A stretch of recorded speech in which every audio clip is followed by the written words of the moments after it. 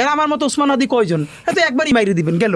আজকে বিএনপির অনেক ভাই মনে করে কি যদি জুলাই ব্যর্থ হয় আর আওয়ামী লীগ কোনোভাবে কামব্যাক করে তাহলে প্রথম মার খাবে হলো এই যে এনসিপির যারা আছে, তারপর জামাত। বিএনপিও তো মারটার খাবে না। আপনাকে শুধু একটা কথা বলি, সারা দেশে অবস্থা যদি এরকম খারাপ হয়, সারা দেশে আপনি কয়জন এনসিপি গুণে পাবেন? পাবেন না তো, মারলেন। এরপর আসবে কি জামাত। ভাই জামাত তো আন্ডারগ্রাউন্ডে পলিটিক্স করেই অভ্যস্ত। সে হইল রিমোট কন্ট্রোলের মতো। নইলে সে হাসিনার আমলে গত 17 বছর কেমনে পলিটিক্স করছে, তাই না? তার তো প্র্যাকটিস আছে।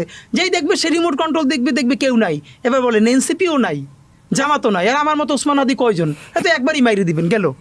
এরপর বলেন তো আওয়ামী লীগের সামনে শত্রু কে? একমাত্র বিএনপি। কারণ বিএনপির আন্ডারগ্রাউন্ড পলিটিক্স করারও প্র্যাকটিস নাই, আর তার লক্ষ লক্ষ মানুষ।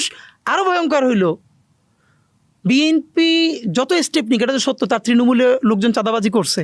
তো যেই আওয়ামী লীগের কাছ থেকে চাঁদাবাজি করছে তারা লিস্ট করে রাখছে না? রাখছে। তারপর হাসিনা মোবাইল দিছে, হাসিনা পদ্মা সেতু দিছে। ধরেন আমি যদি জানি আমার বাড়ির পাশে ওই জমিটুকুন আব্বা রাইখে গেছে, এটাকে আমার জানতে হবে। দেন আমি একটা বয়সে গিয়ে দাবি করতে পারবো যে এই জমি তুমি আমার বুঝাই দাও না কেন।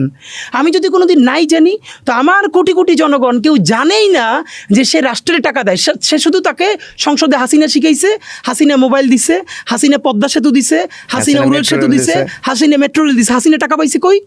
আর আমার জনগণ যদি জানে এই সমস্ত টাকা আমরা হাসিনাকে দিছি, হাসিনা সব নিজে খাইছে এবং তার বন্ডি নিয়ে সব পাচার করছে। এই যে রাজনৈতিক জনগোষ্ঠী হয়ে ওঠা, না ভাত কাপড় হাসিনা দিছে, ভাত কাপড় সব দিছে, মানে সব সে দিছে।